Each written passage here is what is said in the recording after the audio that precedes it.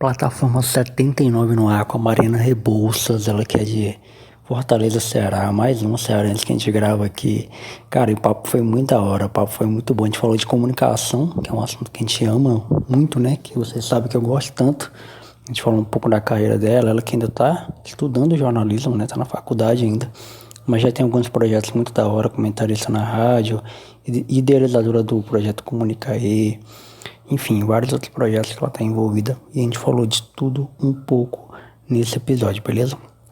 Antes de ir pro episódio, aquele recado de sempre. Que é o quê? Que é o Clube TDQ.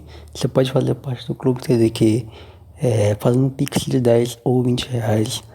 Você vai estar ajudando o nosso projeto. Você vai estar colaborando para que a gente continue entregando conteúdo de qualidade para vocês de forma rápida, né? De forma bonita e cheirosa aí pra você, beleza? E a gente recompensa com alguns conteúdos exclusivos, conteúdos que só quem é assinante recebe. Por exemplo, podcast extra, podcast que não tá na grade, né? Você vai receber um podcast no seu Google Drive aí, no seu WhatsApp aí, pra você no seu e-mail, que você recomendou tema, só você escuta, é um podcast exclusivo. Sem contar alguns mimos que a gente manda durante o mês, sorteio de brindes. A gente tá dando agora, para quem fizer parte do plano de 20 reais, uma janela da Amazon Prime Video por 6 meses grátis. Olha só, beleza? Qual é o outro podcast que faz isso? Nenhum. Então entra hoje mesmo pro Clube TDQ, lá no nosso Instagram, no @teólogo de quinta, tem uma aba de destaques lá, tem todas as informações de como você pode fazer o Pix. E pode entrar hoje mesmo pro Clube TDQ, beleza? Ajuda nós aí que a gente vai estar sempre aqui produzindo conteúdo muito da hora pra você. Agora, sem mais delongas, vamos pro episódio que está demais.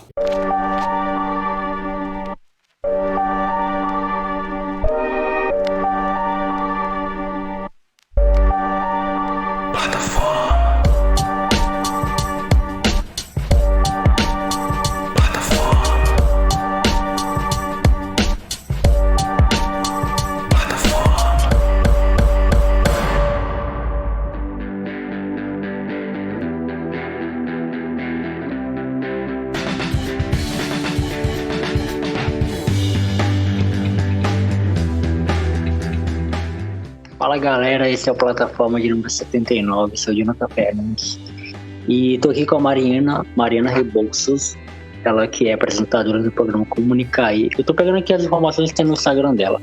Coordenadora esportiva do Multisport, comentarista na Rádio Verde AM. Inclusive eu conheci a Mariana através de uma pessoa que eu gravei, que foi a Débora Arruda. Vai ter episódio, inclusive, depois que vocês terminarem de ouvir esse aqui, vamos vir lá com a Débora, que ficou muito show. E Mariana, muito obrigado por você ter aceitado o convite. Se apresente aí para quem te conhece. Bom, muito obrigada pelo convite, né, Jonathan? Eu fico feliz também pelo meio que você chegou até mim. A Débora é uma amiga muito querida e, assim, a gente já divide esse espaço da comunicação, né? E eu ouvi o podcast dela, viu? Tá realmente muito bom. Então, gente, ouçam, tá? Porque é muito bom. Não, a Débora é muito massa. Ela manja muito de futebol. Sim, demais. Ela é maravilhosa. Mariana, eu vou te falar, assim, o meu interesse por gravar com gente que trabalha com jornalismo vai muito daquilo que eu conversei com a Débora lá no episódio com ela, que é ver os bastidores, contar histórias que não saem na mídia, coisas que faz parte do dia a dia do jornalista. E eu queria que você falasse um pouquinho pra gente como é que foi sua trajetória como comunicadora, você é formada em quê, como começou o seu interesse, pra gente já começar a troca de ideia. Bom, vamos lá, né? Eu tô na faculdade ainda, né? Eu tô cursando o 4º semestre de jornalismo e eu comecei a entrar realmente na área, entrar de cabeça esse ano, né? Em janeiro desse ano, eu fui convidada a comentar na Verdinha, que é uma rádio daqui do estado, né, que pega nacionalmente, né, e aí eu comecei a comentar por lá, e aí foram surgindo alguns outros convites, né, então eu ainda continuo comentando nessa rádio, já fui para algumas outras rádios menores, né, algumas rádios comunitárias, e aí lá apresentava, comentava, fazia o que tinha de fazer, né, o que aparecia eu agarrava e fazia. E aí apareceu o Comunicae, né? Eu comecei a ter esse projeto com outras duas colegas de faculdade, que a gente tinha o desejo de falar mais abertamente sobre certas coisas, né? Coisas assim um pouco mais didáticas realmente, né? Porque assim, o Comunicae surgiu com a ideia de falar sobre política. E aí a gente via que alguns termos as pessoas não conseguiam colocar direito, dizer realmente o que era. Então a gente chegou com essa ideia de ser mais didático, né? De destrinchar alguns termos políticos para que todo mundo tenha acesso. Porque, muito legal, um deputado fala bonito e tudo, mas será que isso de fato chega para a população, né? Como isso chega para a população? E aí a gente chegou com essa ideia, né? De ser mais acessível para todo mundo. E aí acabou que o Comunicae tomou outros rumos, né? A gente, com pouquíssimas semanas de projeto no Instagram, a gente passou a ter um programa numa web TV. E aí de redatoras a gente passou apresentadoras. E aí era um pouco mais complexo manter essa linha mais firme, mais dura. E a gente começou a entrar em um outro propósito, que era trazer a notícia notícias relevantes de maneira mais descontraída.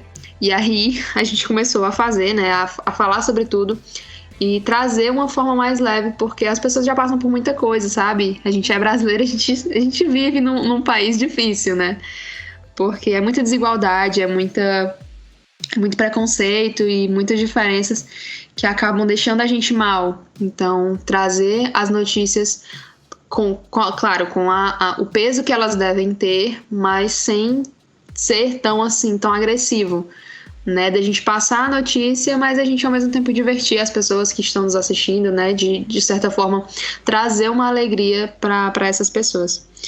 E é isso, eu não tenho tanta experiência assim, porque, como eu falei, eu comecei esse ano, então as coisas foram acontecendo muito rápido, né? Então foi uma coisa assim bem interessante.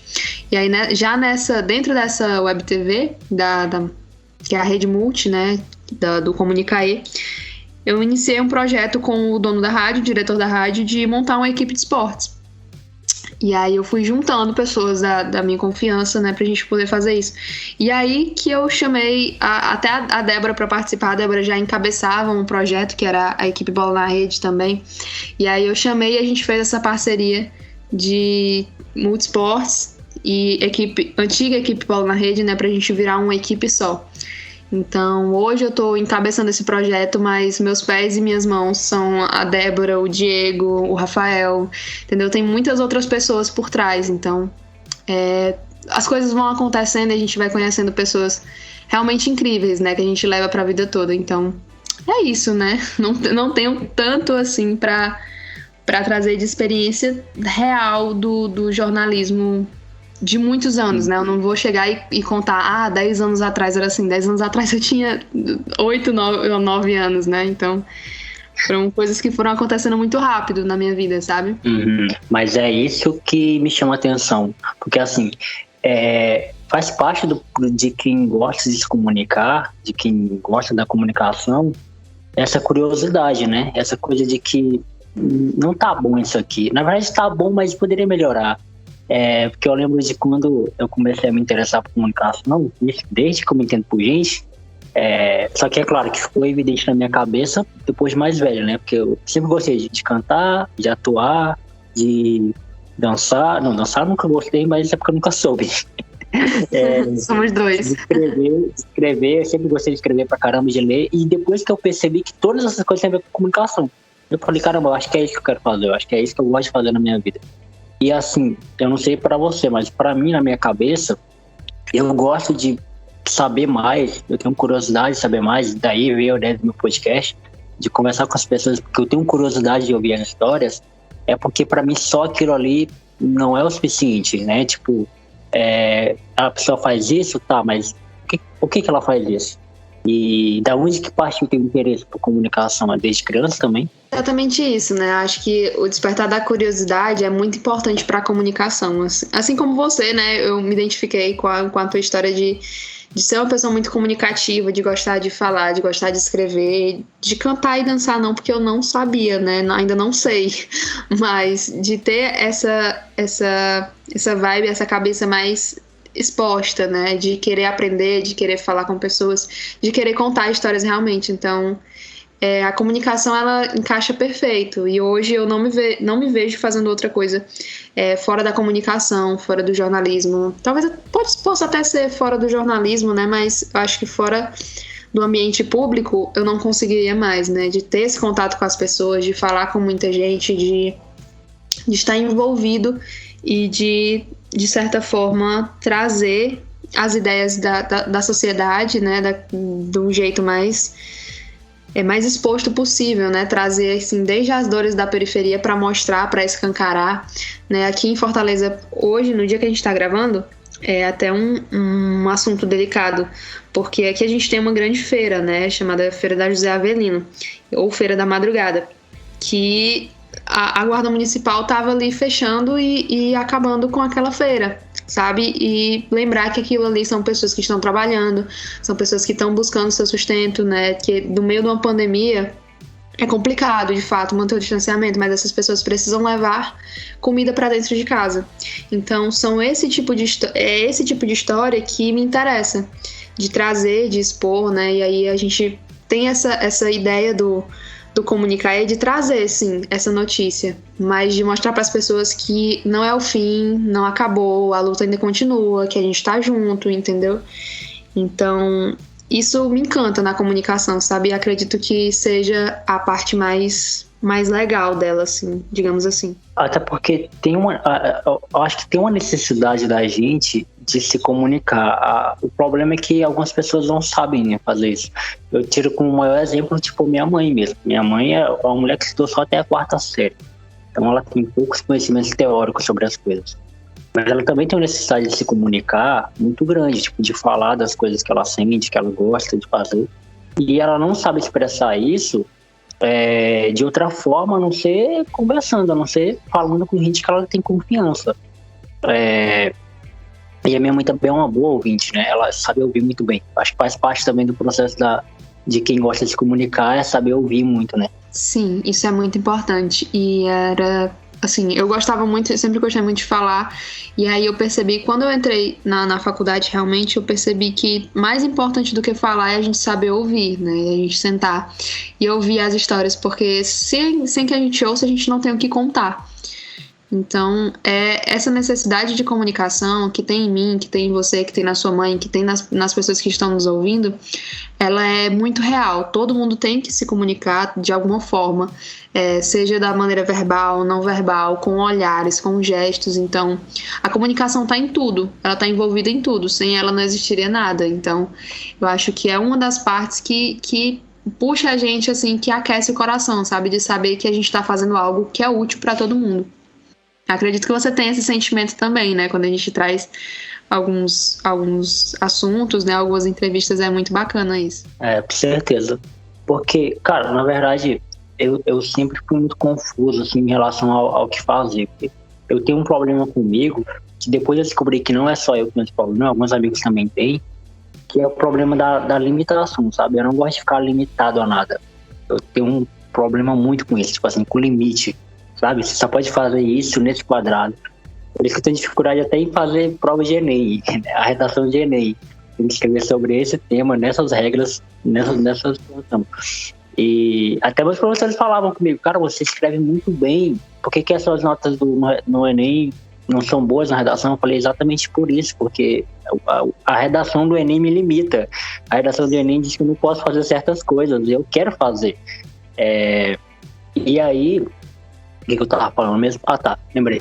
E aí, assim, eu nunca consegui me focar em uma coisa só pra fazer. Tipo, eu entrei pra faculdade de música, passei uma semana, saí.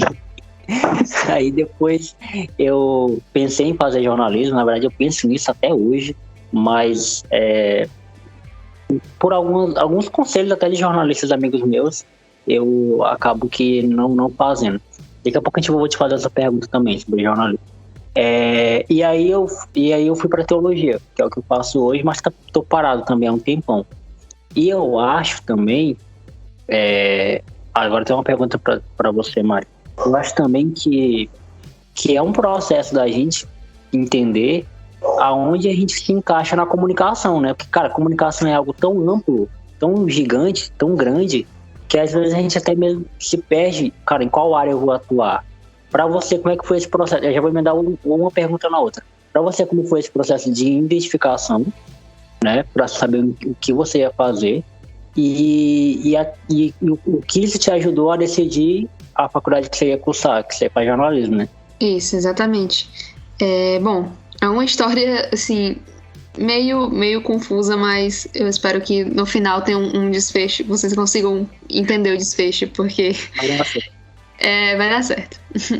Assim, eu sempre fui uma pessoa muito cabeça, sabe? Tipo, cabeça dura mesmo, né? Quando eu colocava uma ideia na cabeça, eu não queria desistir dela por nada e por ninguém.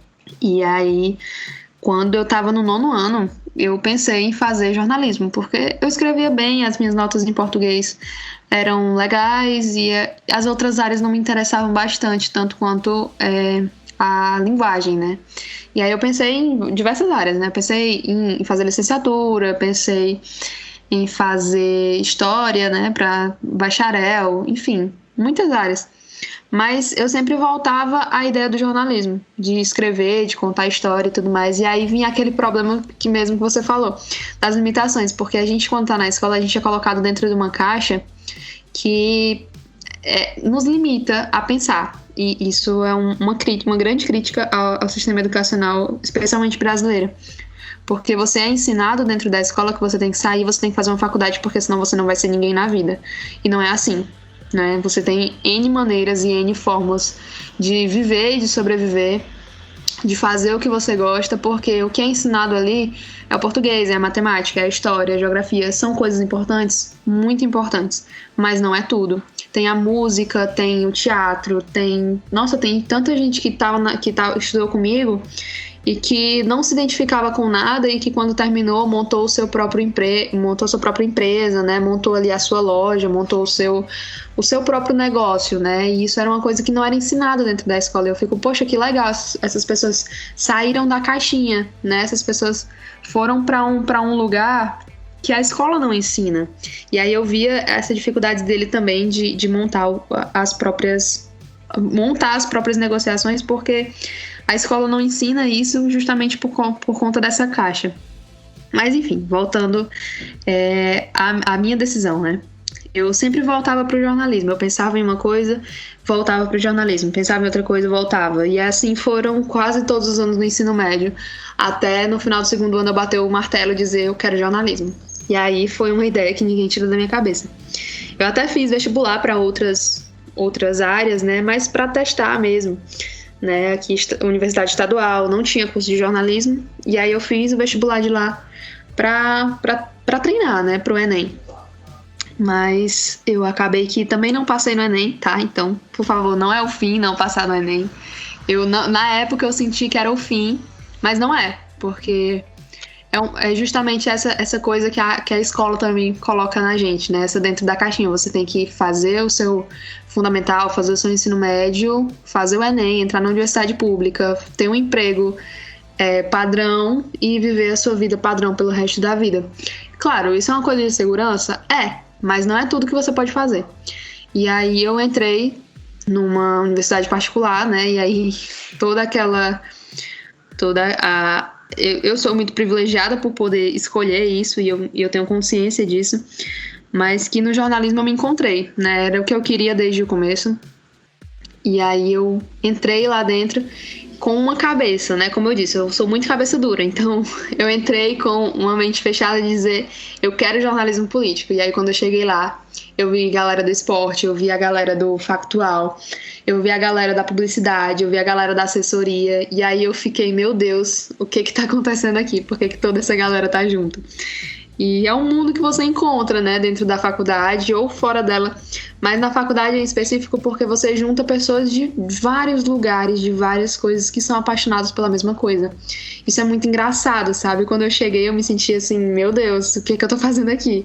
Tô meio perdida, mas ao mesmo tempo não tô, eu tô deslocada, mas ao mesmo tempo eu me sinto bem. Então foi essa confusão. E aí veio a pandemia. Olha que legal, né? 2 semanas depois de aula veio a pandemia e eu comecei a ter aula em casa. Tinha conhecido algumas pessoas, uma galera que fazia podcast esportivo, E eu assistia eles fazendo e tal, achava legal até, mas não era minha praia. Só que aí no ano seguinte surgiu essa oportunidade na Verdinha, que é uma rádio esportiva. E aí eu fiquei, poxa, é uma oportunidade que eu não posso perder. Mas eu tô totalmente desatualizada de tudo, eu só acompanho o meu time e só. Aí lá vai eu. Eles me convidaram numa quinta-feira pra fazer o programa no domingo. E de quinta até sábado eu não dormi direito. Era revirando tudo que eu podia revirar, era estudando tudo que eu podia estudar, era todos os campeonatos que eu não estava acompanhando, que eu estava totalmente perdida. Eu fui tentar aprender. E aí eu entrei, fiz o programa, eles gostaram e me chamaram de novo. E assim eu tô há 8 meses, então eu acho que deu certo. E assim, todo esforço uma hora vai valer a pena. Então, se você pensa em fazer jornalismo ou qualquer outra área, se esforce, porque vai dar certo, né? Então, assim, eu tô num processo, mas as coisas estão fluindo. Então, eu digo só para as pessoas que pensam em fazer jornalismo que, primeiro, não é fácil de maneira alguma. Você tem hora para sair, mas não tem hora para chegar. Você tem uma rotina super, super, super indecisa, porque as coisas vão acontecendo ao longo do dia. Às vezes você tá com a grade do programa pronto, um roteiro pronto, mas aí surge uma notícia, tipo, o programa é às 7, surge uma notícia às 6:30 que você precisa falar, e aí muda tudo para você adaptar, para colocar aquela notícia. Então, assim, é uma decisão difícil, você saber qual curso que você quer para sua vida, qual o trabalho que você quer, mas é muito gratificante quando você faz o que você gosta. E agora para a segunda pergunta do jornalismo esportivo, né? Eu não o escolhi, ele que me escolheu, né? Ele me agarrou, assim, de um jeito que eu não consigo me soltar. Eu até tentei por um tempo, mas não deu. Eu acabo voltando para ele de um jeito ou de outro, então eu aceitei que o meu lugar é aqui, né? Eu não vou mais lutar contra ele. Porque eu gosto muito de futebol, mas por um tempo eu me afastei muito, né? Por diversas e diversas coisas, diversas e diversas situações que eu vivi, mas que acredito que não vem tanto ao caso nesse momento. Mas eu tentei fazer parte de outras coisas, eu tava na cabeça de jornalismo político, mas a vida dá uma reviravolta e mostra que não é bem assim, sabe? E aí o jornalismo político me escolheu e agora eu tô apaixonada por ele, não consigo largar de jeito nenhum.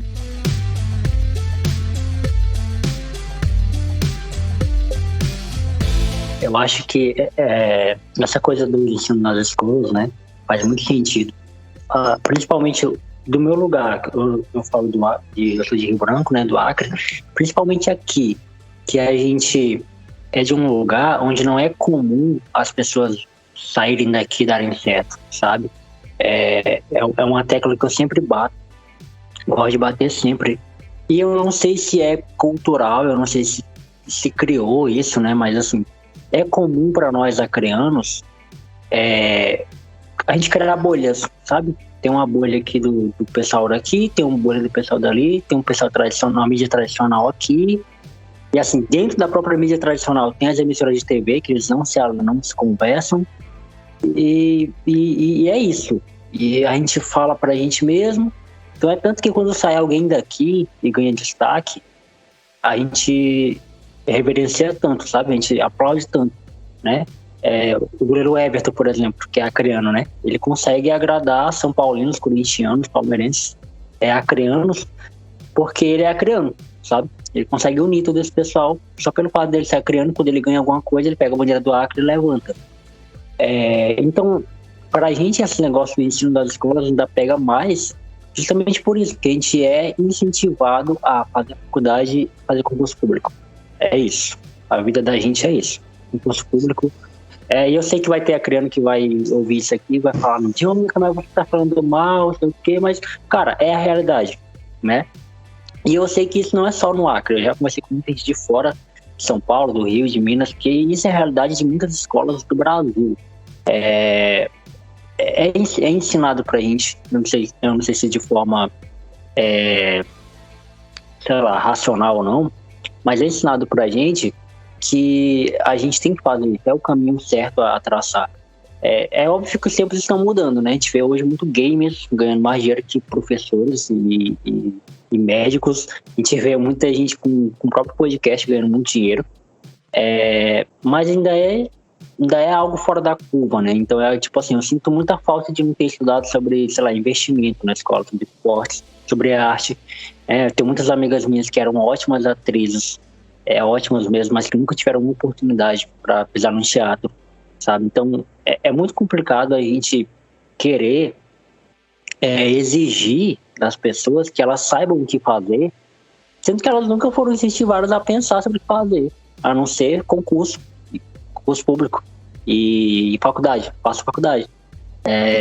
Eu tenho um relato de uma colega minha, que quando ela me falou isso, me partiu o coração. Ela falou que ela fez uma faculdade de 4 anos, eu não vou lembrar agora qual é a faculdade, mas é uma faculdade que você se forma para trabalhar com em casa, nas pessoas assim. Serviço social seria? Serviço social, exatamente. Serviço social. E ela fez essa faculdade pela pressão da mãe dela. E ela não quis fazer. Ela ia para a faculdade sem ânimo nenhum para estudar, sabe? E ela fez porque a mãe dela queria que ela fizesse. E ela entregou o diploma para a mãe dela. E foi fazer outra coisa, sabe? Então, é muito angustiante isso, sabe? É muito difícil. A gente tá indo para um assunto que a gente nem achou que ia, né? Mas é mais ou menos por aí. Foi só uma pitada, né? Mas isso acontece mais vezes do que o que deveria acontecer, né? Eu já conheço pessoas também com esse mesmo pensamento, e eu fico triste de pensar que as pessoas estão depositando tempo da vida dela pra fazer uma coisa que ela não gosta, né? A gente faz ali, eu não gosto de, sei lá, pegar um ônibus lotado, e aí você pega por uns 10, 15 minutos, 30, e aí você vai reclamar o resto do seu dia porque você pegou um ônibus lotado. Então, passar 4, 5 anos estudando uma coisa que você não gosta, uma coisa que você não quer, deve ser uma angústia muito grande, né? Eu sou muito grata por fazer o que eu gosto, eu sou muito grata por estudar o que eu gostaria de estudar, né?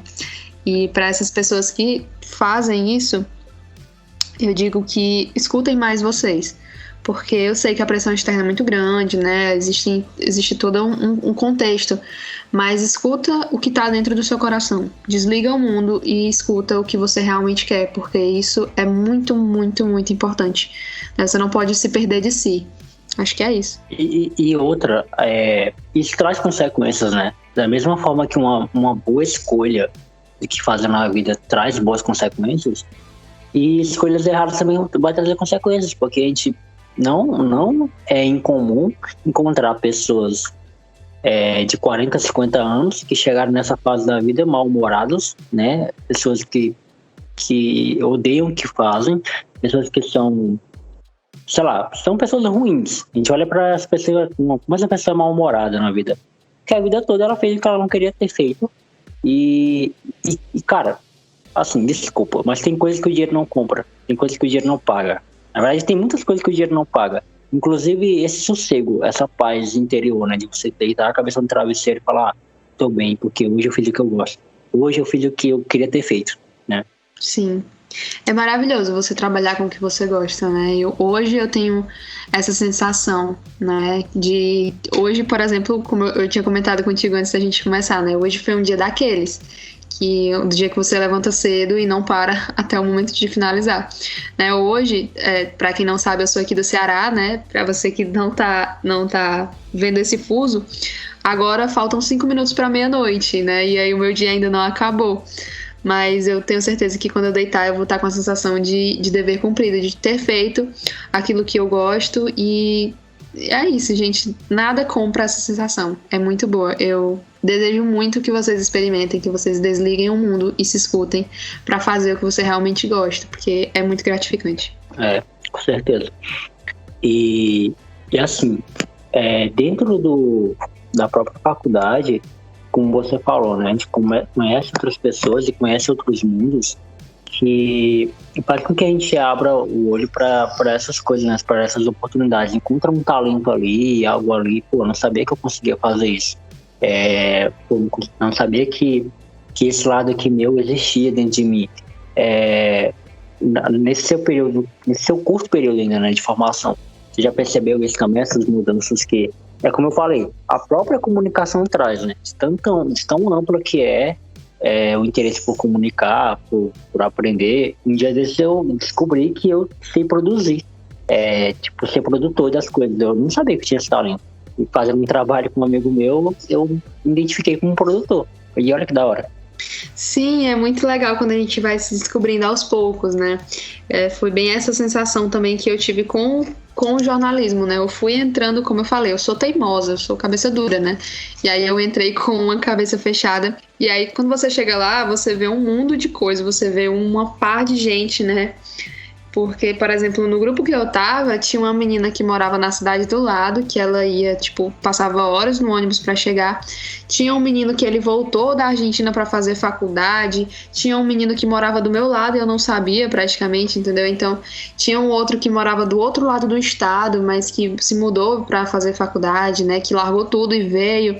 Então, assim, você entra em contato com histórias que são muito, muito marcantes na sua vida. E aí aquilo vai te deixar marcado, sabe? Aquilo vai te trazer algumas mensagens que você vai carregar pro resto da vida. Então, a faculdade é mais do que um ambiente que você vai aprender o que você vai fazer, mas você vai se formar também como pessoa. Hoje eu acho que eu sou bem melhor do que a Mariana que entrou na faculdade, né? Eu entrei no ano passado, no começo do ano passado. E aí foi uma mudança totalmente diferente, sabe? É uma visão bem diferente que eu tenho hoje do mundo, sabe? Então a faculdade, e a faculdade de comunicação principalmente, te traz uma visão de mundo que você não tinha quando você estava fora, né? Você tem que estar atento a tudo, você tem que estar sabendo de tudo que está acontecendo, você tem que estar sempre atualizado, você tem que estar ouvindo a todas as áreas, porque quando você entra, né, você ainda não tem um direcionamento específico. Eu quero jornalismo político, mas você tem também que saber das notícias do esporte, das notícias diárias, da economia, você tem que saber um pouco de tudo. Então eu acho que essa é a grande chavinha do jornalismo. Você é muito versátil, você tem que ser versátil, porque senão você não é utilizado. Porque existem muita gente, né? A comunicação, como a gente falou, a comunicação é muito ampla. Todo mundo se expressa de alguma forma, então você tem que ser muito versátil para você ser lembrado, para você ser utilizado, para você ser mais visto. Porque apesar de ser um mundo muito bonito, ele também é um mundo muito cruel, né? Assim, as pessoas... A gente sabe que hoje, se você é muito... Você tem que ser versátil, porque senão você vai ser descartado. Eu só faço impresso. Eu só faço impresso. Não. Então você não vai se encaixar numa empresa que está mudando do impresso para o digital. Você não vai se encaixar numa empresa que tá escrevendo para o Instagram. Você não vai se encaixar numa empresa que está ali para vender uma imagem, entende? Então eu acho que hoje a grande chavinha da comunicação é isso, é você ser versátil, você saber... Você não precisa saber de tudo, claro, porque é impossível que a gente saiba de tudo. Mas você pelo menos ter um conhecimento um pouquinho de cada área, você ter um pouquinho de experiência em cada coisa, isso é muito importante. Cara, e agora e essa tua fala me fez lembrar de uma coisa, porque assim, a gente tá falando muito da parada de fazer o que gosta, de fazer o que se sente bem, mas não deixa de ser trabalho. Por você fazer o que você gosta, né, que você sente bem, não deixa de ser trabalho, ainda continua sendo um trampo, ainda continua sendo algo que é remunerado e outra, tem alguém que tá pagando por isso. Então, se tem alguém que tá pagando por isso, vai ter uma cobrança por isso. Mas assim, até nisso ajuda, porque se você tá fazendo algo que não te agrada, qualquer cobrança para você, por mais mínima que seja, para você vai ser espinhosa, né? Para você vai ser como se fosse a pior coisa do mundo. E quando você está fazendo uma coisa que você gosta, a maior cobrança do mundo para você ainda vai servir como inspiração. Caramba, eu vou fazer bem. Eu tava até vendo uma conversa com o Bruno Formiga, que ele é do Ceará, inclusive, né? Olha, o Ceará é cheio de gente boa. Graças a Deus, muito obrigada. O Acre também, viu? Olha, o Everton agrada a todos, viu? A gregos e troianos. Ele é dos exemplos, né? Eu tenho certeza que também daqui a pouquinho o Jonathan Fernandes vai ser um exemplo também do Acre. Olha aí, que massa. E aí o Bruno Formiga tava falando, inclusive, sobre isso. Lembrei, foi no podcast com o Felipe Solari. Que ele falou, inclusive eu já gravei com o Solari também, um cara muito gente boa, muito bravo. E ele falou assim, cara, não deixa de ser trabalho, mais que ele ame fazer aquilo, mas às vezes o que ele mais quer, num sábado à noite ou num domingo à tarde, é estar com a família, é estar surfando, né? Mas ele tem que comentar Fortaleza e Juventude, sabe? mas ele tem que fazer aquilo ali. Assim, o fato dele ter que fazer aquilo ali não deixa de ser prazeroso, mas às vezes ele não queria fazer naquele momento, naquela hora. Mas é como eu tô te falando, diminui, sabe? Você fazer o que você gosta, diminui esse peso do mercado, diminui o peso da cobrança, diminui o peso todo o peso, porque ainda é trabalho, ainda é trampo, né? Sim, com certeza. Isso me lembra muito uma frase que eu não lembro agora quem foi que falou, mas diz que o jornalismo, ele se camufla muito, mas ele não deixa de ser uma empresa, né? Ele não deixa de estar ali representando os interesses de alguém, né? Tem alguém por trás, tem alguém que está ali que seleciona as notícias que vão ser publicadas, né? O que vai ser relevante? Porque a gente recebe uma enxurrada de notícias durante o dia, mas existem notícias que não vão ser publicadas. E por que aquelas notícias que foram publicadas estão sendo publicadas, né? Quem escolhe o que é relevante? Então, o jornalismo, ele se camufla muito, mas ele ainda é uma empresa. E por ser uma empresa, os jornalistas não são tão livres assim, eles são funcionários. A gente tem que lembrar desse fator. Porque por mais que seja um jornalismo livre, tudo mais e tal, mas é uma empresa representa os interesses de alguém. E assim, justo você falando agora desse fato de o cara quer trabalhar, né, adora trabalhar, mas tem um jogo no sábado à noite, no domingo à tarde, que a gente só queria estar tranquilo, descansando. Não existe mais feriado, tá? Eu vou te falar uma notícia. Se você pensa em fazer jornalismo, esqueça fim de semana, esqueça feriado, porque era como eu tava falando com um amigo meu, que a gente não tá conseguindo se ver, né? Porque ele trabalha em horário comercial de 8 às 18 e eu trabalho das 18 às 21h30. Então a gente não consegue se ver porque os horários não batem, né? Eu trabalho no horário onde todo mundo tá se divertindo e eu me divirto no horário que tá todo mundo trabalhando. Então, para você que pensa em fazer jornalismo, saiba que sábado e domingo nunca mais vai ser de descanso, tá? Esqueça, porque é o horário dos jogos, é o horário que, falando agora do jornalismo esportivo, né? São as horas que as pessoas estão voltadas para ver vocês. É o horário do jogo, é o horário da transmissão importante, é o horário, por exemplo, das Olimpíadas, né? Era em Tóquio. O fuso horário era totalmente diferente. Então, se você quisesse acompanhar tudo, era virando noite. Então, é muito complicado essa vida de jornalismo, de você não ter uma rotina. Mas é muito prazeroso, porque, por exemplo, no final de semana passado, eu estive o domingo inteiro trabalhando. O domingo inteiro, né? Aliás, o domingo inteiro à tarde e à noite, né? Até tarde da noite. Mas, assim, a gente começa num horário e não tem horário para terminar. Mas eu sei que quando eu saio de casa eu vou encontrar pessoas que me fazem bem, eu vou fazer aquilo que eu gosto e eu vou trazer para as pessoas alguma diversão. Porque eu vou comentar um jogo, mas eu não vou só comentar um jogo. Vai ter alguém que vai ouvir esse jogo, vai ter alguém que vai estar torcendo por esse time. Então vai ter alguém que vai achar relevante aquele meu comentário, né? Verdade, o meu time tem isso, o meu time tem esse problema, o meu time tem esse benefício. Então é prazeroso você saber que você está fazendo algo de útil e de você estar fazendo algo que você gosta. Mas ao mesmo tempo é difícil porque no domingo era o dia que estava todo mundo em casa, num almoço super de boa. Então você vai ter que abrir mão de algumas coisas, mas eu garanto pra você que se for o que você gosta, se for aquilo que te traz bem, vai te trazer uma sensação muito boa. Claro, vai ter dias que você não tá afim, né? Porque nem todo mundo é de ferro. Aliás, ninguém é de ferro, né? No caso, nem todo mundo é de ferro, é ótimo. Ninguém é de ferro. Então, vai ter dias que a gente vai estar meio pra baixo, vai ter dias que a gente tá meio mal, mas são fases. Uma hora passa e aí você volta pra fazer aquilo que você ama, porque aquilo vai te trazer uma sensação muito boa. É porque tem dias e dias, né? Sim, e acontece, tá tudo bem. Exatamente. Cara, isso me fez lembrar de uma discussão que eu tava tendo. Discussão que eu falo é conversa. Uma conversa que eu tava tendo com uns amigos no tempo que tava tendo uns concursos aqui. E assim, quando tá tendo uns concursos, todo mundo fala, por que tu não faz? Por que tu não faz? Aí chegou a hora que eu me empolguei, porque às vezes eu me empolgo, às vezes eu dou empolgadinhas, sabe? Às vezes eu me empolgo e acabo falando que não devo. Ou acabo falando que eu devo, mas não da maneira que eu deveria ter falado, sabe? E aí eu peguei e falei, cara, beleza, a pessoa faz porque vai ganhar 4.500, 5.000, não sei o quê, pra trabalhar 6 horas no banco.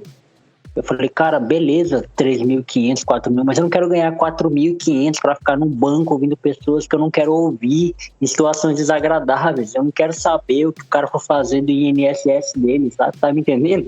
É algo que eu não tô afim de passar, sabe? Não quero gastar a minha vida, o meu tempo, meu precioso tempo com isso. E qual é o tempo que eu vou ter para gastar os meus R$3.500? Se eu vou viver empurnado dentro de um banco, sabe, o dia todo. E assim, é porque a gente é mais um fator do capitalismo que é um dualismo da gente, né? É aquela coisa de é bom e é ruim ao mesmo tempo. Que é essa coisa de que tudo termina no dinheiro, sabe? Tudo é sobre o dinheiro. E a gente tem que virar essa chave. Enquanto você não virar essa chave, para você vai ser mais importante o quanto que vai ganhar e não o que vai fazer para ganhar. Para você sempre vai ser mais importante o valor no final. Enquanto a gente não pensar que pra gente não é importante o valor que ganha, mas sim o que você faz para ganhar aquilo, porque é como o próprio Bruno Formiga, vou citar ele mais uma vez aqui, né? O próprio Bruno Formiga fala que você não quer ser rico. Tipo assim, você não quer ter dinheiro, porque ser rico é basicamente fácil. Você se reúne com uma galera, assalta um banco. Se der certo, beleza, você ficou rico. O assalto ficou rico. Mas você não quer ser preso, você não quer correr o risco de ser preso. Então você, no fim das contas, você não é pelo dinheiro que você quer fazer as coisas. Você quer ter uma segurança, né? Você quer ter uma segurança, você quer comprar coisas, que também faz parte do capitalismo. Mas só que isso tudo vira um nada se você não está disposto a fazer aquilo, e se aquilo ali vai te sugar um tempo, te sugar uma energia que você não está afim. Por exemplo, lá no meu trabalho mesmo, eu trabalho com telemarketing, né? Lá no meu trabalho mesmo a gente mudou de setor, e aí teve um pessoal que falou, pelo menos agora tu corre o risco, olha só, corre o risco, escuta bem essa frase, corre o risco de ganhar R$100 a mais de salário. Eu olhei pra pessoa carinhosamente e falei, mas eu não queria, eu nunca quis ganhar R$100 a mais do meu salário, eu tava muito bem onde eu tava. Eu não precisava vir pra cá pra correr o risco de ganhar R$100 a mais. Então é muito sobre isso, né? É exatamente isso, né? A gente brinca também, né? Porque se você quiser ser rico é realmente fácil. Existem vários meios de você ser rico. Mas, de certa forma, a gente tá numa sociedade que é como eu falei. Existe uma caixinha e as pessoas te colocam dentro dessa caixinha. Você tem que alimentar um sistema. Porque é assim que a sociedade funciona. Seja ela comunista ou capitalista, né? Você tem que gerar algum lucro, você tem que gerar alguma riqueza, você tem que gerar uma manutenção da sociedade. Isso em qualquer área, em qualquer lugar, né? Seja o índio numa aldeia, ele tem que trabalhar, ele tem que fazer o trabalho dele. Ou ele caça, ou ele planta, porque ele tem que gerar alguma coisa para a sociedade. Mas a sociedade capitalista é ainda um pouco mais difícil, porque não é por necessidade e é por lucros. As pessoas visam muito dinheiro, as pessoas visam, sim, uma estabilidade financeira e tal. É muito interessante. Mas não existe sensação melhor do que você chegar no final do dia e saber que você fez o seu melhor, que você tá com a consciência tranquila, tá com a consciência limpa de que tudo vai dar certo, sabe? Que você tá fazendo o certo, que você tá fazendo o melhor que você pode. Sem contar que, aquilo que eu falei agora há pouco, né? Sem contar que, cara, deve ser muito triste quando você chega a uma certa idade da vida, olha pra trás e fala, caramba, o que eu fiz da minha vida? E esse é o meu... Hoje eu coloquei uma caixinha de perguntas lá no Instagram, né? Um amigo meu fez essa pergunta pra mim, né? Qual era o meu maior medo, assim. Falei, cara, eu tenho muitos, mas um dos meus maiores medos é me tornar uma pessoa que eu não quero ser, sabe? Ir pra um rumo da minha vida que eu nunca quis e me perder nisso, ao ponto de não saber, não me reconhecer. Então eu tomo muito cuidado com as decisões que eu passo na minha vida. E aí agora a gente já tá indo pra um assunto que não tá ligado só à profissão, mas assim, qualquer situação, pra eu não me arrepender, sabe? A minha vida toda é baseada em não ter grandes arrependimentos. Óbvio que todo mundo tem, óbvio que eu tenho alguns meus, mas são arrependimentos assim que é comum, sabe? As pessoas terem, não tenho nenhum grande arrependimento na vida a ponto de, caramba, eu queria voltar no tempo e fazer diferente. E eu acho que é muito sobre isso também, né? A gente saber do que a gente está fazendo, as decisões corretas para tomar e no tempo certo, e saber se aquilo ali realmente é pra gente, pra não chegar a fazer merda, né? Exatamente. É isso. Fazer alguma coisa que você vai se arrepender há muito tempo, né? Aliás, depois de muito tempo você vai se arrepender. Eu acho que até agora eu não fiz uma assim que meu Deus, eu preciso voltar no tempo e consertar isso. Eu espero que permaneça assim, né? Mas a gente é humano, a gente é passível de erros, então uma hora ou outra isso vai acontecer.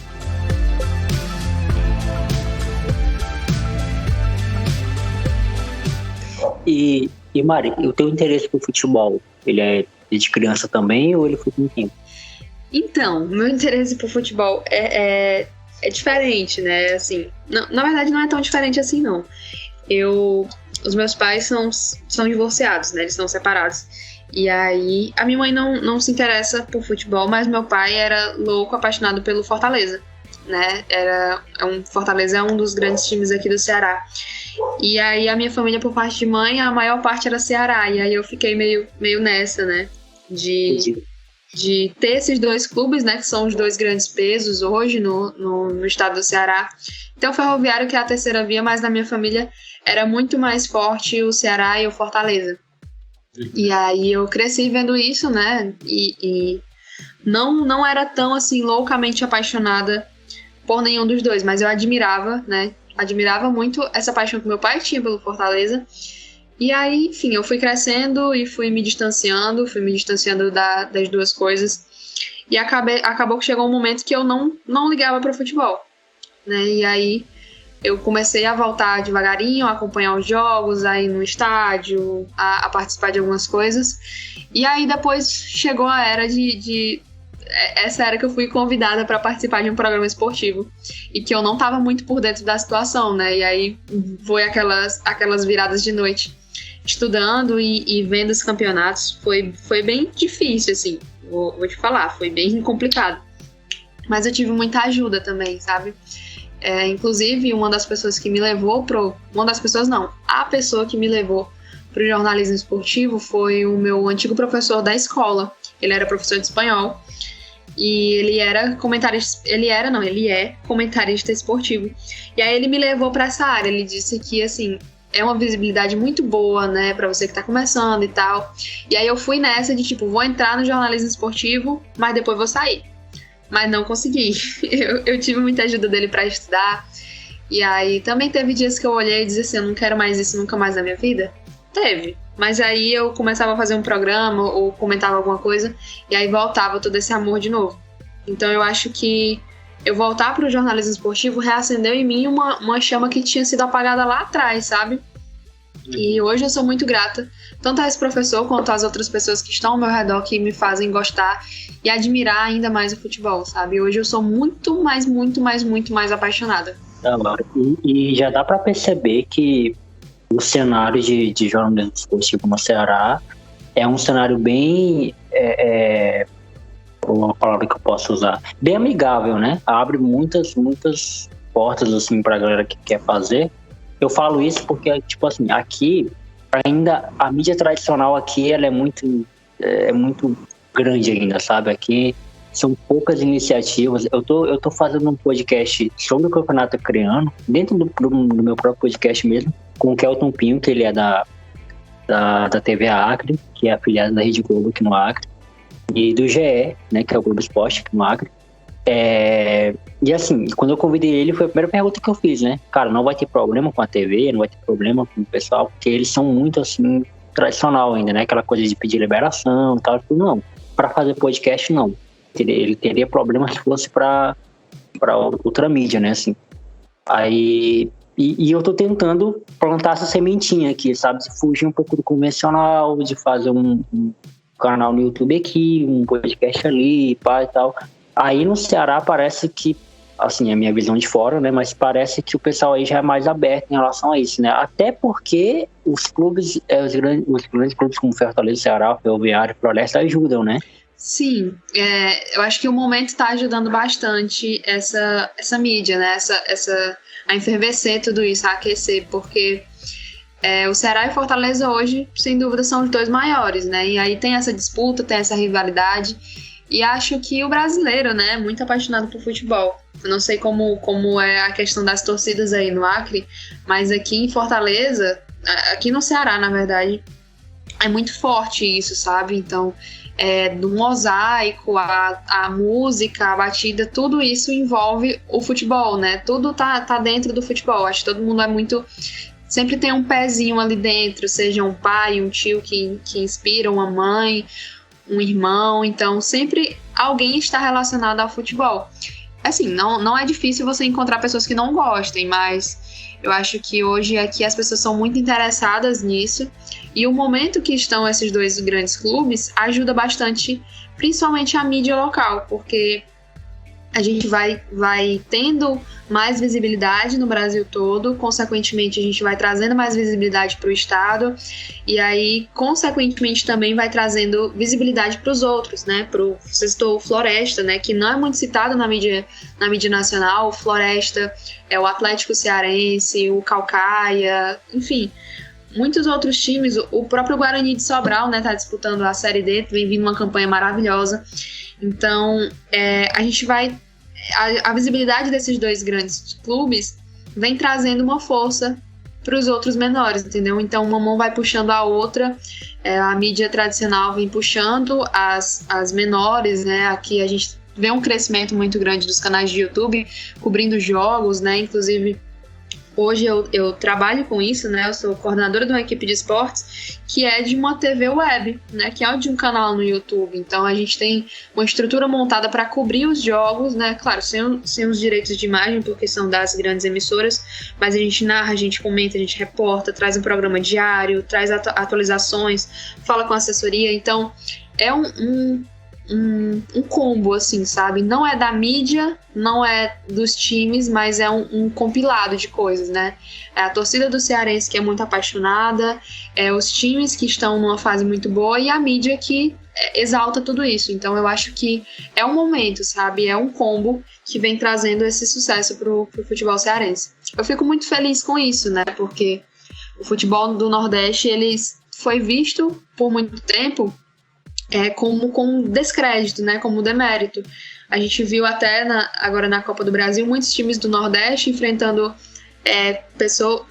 clubes do eixo Sul e Sudeste, né? O CRB enfrentando o Palmeiras, e aí teve um jornalista, que não convém citar o nome, ele disse que era como se já tivesse passado, sabe? Porque era um time alagoano, então contra o todo-poderoso Palmeiras. E aí o CRB foi lá e eliminou o Palmeiras, que era campeão da competição.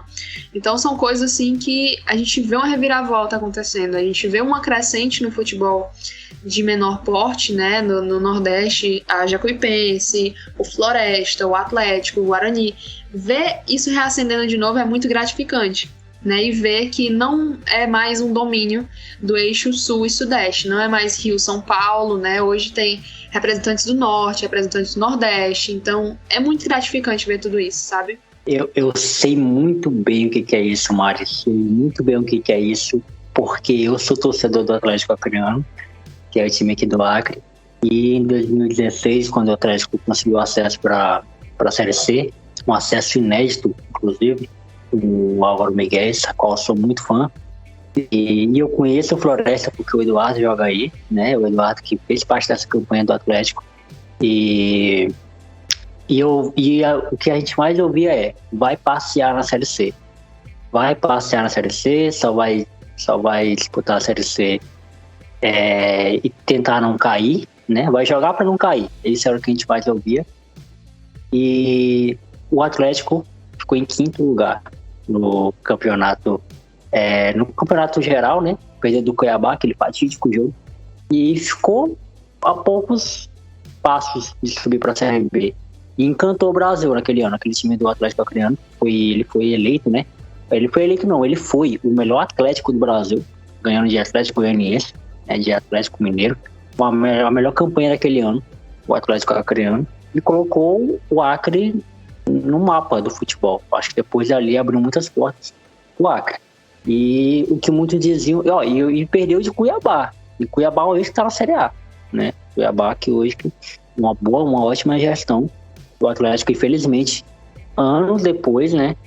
Chegou a cair para a Série D, hoje está disputando a Série D, mas calou a boca de muita gente. Inclusive, impressionou até o próprio pessoal do esporte interativo, que fazia a cobertura dos jogos na época e falava tão bem do nosso futebol e revelou muita gente. Tem um careca que tá jogando na Malásia hoje, o próprio Eduardo, como eu citei, tá no Floresta.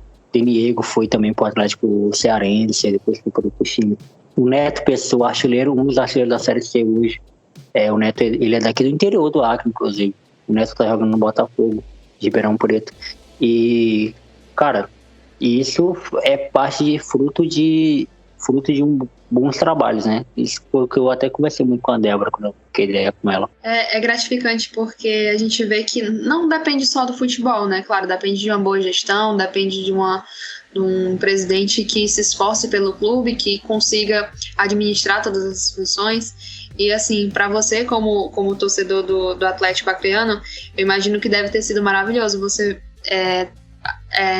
ver que aquelas pessoas que não colocavam tanta fé no seu time, porque é lá do Acre, vai disputar a Série C só para subir e depois descer, e depois ver todo aquele resultado, né? Ver toda aquela evolução. Eu acho que deve ter sido maravilhoso, incrível realmente, porque é a mesma situação que a gente tem aqui no Nordeste, né? Os nossos clubes também são menosprezados, muitas vezes, quando comparados a outros times mais tradicionais, entre aspas. É triste ainda, né? Sendo que o Norte e o Nordeste ainda tem muito isso, ainda tem muito dessa coisa de ser olhado com desdém. Mas ainda bem que está mudando. Melhor tarde. Antes tarde do que nunca, exatamente. É isso, Mari, muito obrigado por você ter aceitado o convite, por você estar acordado até agora, né? Por esse dia cansativo. E mexer pouco, foi difícil a gente conseguir conciliar os horários. Essa é uma dificuldade de todo acreano, cara, que faz com que trabalhe. Eu imagino. Esse fuso dessas 2 horas de diferença é tanto que quando eu vou convidar alguém, eu já falo o horário da pessoa. Já falo o horário de Brasília, pra ela não ter muita confusão. E agora eu tô entrando na onda de gravar com gente fora do Brasil, meu Deus, aí tá sendo mais difícil ainda conciliar horários. Mas muito obrigado por você ter aceitado o convite, foi muito bom trocar essa ideia contigo, papo muito da hora. E esse é o seu lugar de fala. Fique à vontade aí para falar o que você quiser, mandar um abraço para quem você quiser, onde o pessoal pode te encontrar também. E mais uma vez, muito obrigado. Bom, Jonathan, eu que te agradeço, primeiro pelo convite e segundo por essa conversa super legal, porque eu vou dizer que eu não vi o tempo passar. E agora aqui são 00:30 quase. E sinceramente, eu não vi o tempo passar. E muito obrigada por esse espaço, né? Por você me deixou muito à vontade para falar. E relembrar algumas histórias foi muito emocionante, sabe? Então eu te agradeço muito por isso. Agradeço a Débora também por ter me indicado, né? A gente tem que dar também essa força a ela. Para você que não ouviu o podcast dela, escute, porque tá muito bom. Eu ouvi também e adorei. E bom, as minhas redes sociais é @reboucas.mari, tá? É reboucas.mari com I, tá? Porque a pessoa tem 2 sobrenomes complicados, então a gente já aprende a decorar, né? Mas é isso, lá tem todas as informações dos programas que eu participo e eu tô sempre atualizando por lá, então muito obrigada, Jonathan, obrigada por esse espaço no seu podcast e sinta-se à vontade para falar comigo, se precisar de alguma coisa também, estou à disposição. Com certeza, eu sou um cara chato, eu sempre tô perturbando as pessoas. Eu gosto disso, acho que as pessoas não esquecem da gente dessa maneira, sabe? Eu acho muito legal. Mas é isso, Mari, boa noite, vai dormir, vai descansar. Obrigada, boa noite.